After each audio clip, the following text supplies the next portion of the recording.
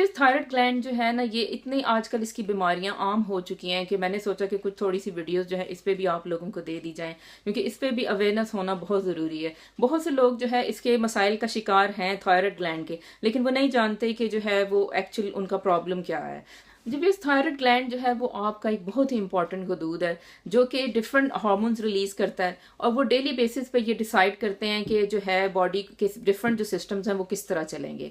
जैसे for example कि आपके बाल किस तरह के हों, आपकी स्किन किस तरह की हो, और आपके जो है मेटाबॉलिज्म ज़्यादा हो कम हो, अच्छा आपने अब मोटा होना है या पतला होना है, और आपने जो है एक्टिव होना है आज, या आपने जो है लेजी नजर आना है, ठीक है। ये सब जो है आपके थायराइड ग्लैंड जो है ना डेली बेसिस पे जो है वो कैलिब्रेट कर रहा होता है, ठीक है। और अब इसको जो है इसकी जो मतलब जो इसको सिग्नल्स हैं वो जिनके बेसिस पे ये काम करता है, अब वो कुछ जो है वो बैरूनी माहौल से ये ले लेता है सिग्नल्स, ठीक है। अब बैरूनी माहौल के सिग्नल्स क्या हो सकते हैं, जैसे भाई आप जैसे अब एक स्ट्रेस है, ठीक है, या जो सा आप फूड खा रहे हैं, तो ये उसको as a like a signal के तौर पे एक्ट करता है थायराइड हार्मोन जो होता है। और फिर उसके मतलब इन सब सिग्नल्स के जो है ना वो उनको इकट्ठा करके तो फिर वो जो है ना आपकी बॉडी को जो है वो कंट्रोल कर रहा होता है। अच्छा, इंटरनल सिग्नल्स जो होते हैं वो कुछ भी हो सकते हैं, जैसे कि आपकी डाइजेशन है वो उसको सिग्नल दे रही है, और आपके और जो डिफरेंट सिस्टम्स हैं, रिप्रोडक्टिव सिस्टम है और जो डिफरेंट सिस्टम्स हैं, वो थायराइड हार्मोन को डिफरेंट सिग्नल्स दे रहे हैं।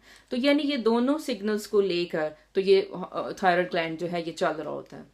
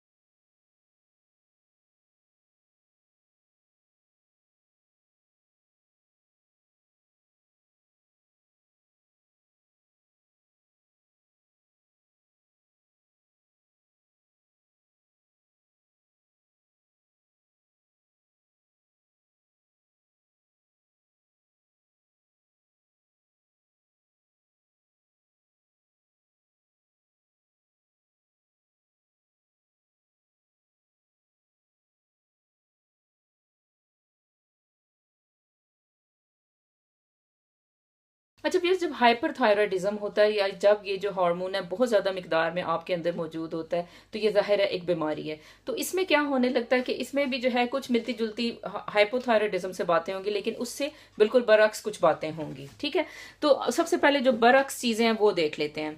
अच्छा, इसमें ये होगा कि आपका जो वजन है बिल्कुल कम होना शुरू हो जाएगा। ठीक है, आप बहुत ज़्यादा ओवर एक्टिव हो गए हैं।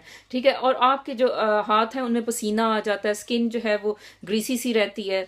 ठीक है, और इसके अलावा जो है ज़्यादा मोस्ट कॉमन इन चीज़ों लोगों में जो है वो एनजाइटी की एक कैफियत देखने को मिलती है। दिल घबराता है और दिल की धड़कन महसूस होना शुरू हो जाती है। अच्छा, फिर जो है वो कॉन्स्टिपेशन तो इसमें नहीं होती, लेकिन डायरिया जो है बहुत ज़्यादा ऐसे लोगों में जो है वो देखने को मिलता है, क्योंकि इनका जो मेटाबॉलिज्म होता है वो बहुत फास्ट हो चुका होता है। तो डिजीनेस भी हो जाती है, और इसके अलावा मसल एक्स पेन्स तो इन लोगों में भी होती हैं। तो ऐसी सूरत में भी जो है ना, ऐसे लोगों को चाहिए कि जाके अपना चेकअप कराएं, थायराइड हार्मोन चेक करवाएं।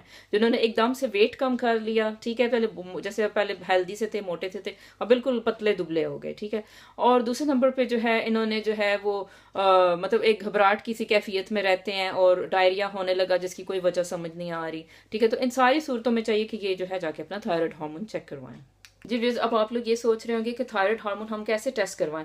तो इसके लिए कुछ भी आपको करना नहीं होगा, सिर्फ आपको जो है थोड़ा सा अपना ब्लड देना होगा लेबोरेटरी में जाके, और उनको कहें कि हमारा थायराइड हार्मोन चेक कर लें, या फिर किसी डॉक्टर के पास जाएं, उनको रुजू करें और वो आपके जो है वो थायराइड हार्मोन टेस्ट कर लेंगे। इसमें क्या होता है कि एक T3 होता है, T4 होता है और TSH, ये आपके ब्लड में मौजूद है, और वो जो है लेबोरेटरी वाले खुद ही ये सब कुछ टेस्ट कर लेते हैं।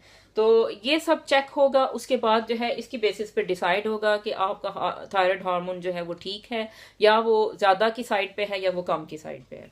तो ये थोड़ी सी वीडियो थी आप लोगों के लिए थायराइड हार्मोन पे। Thank you.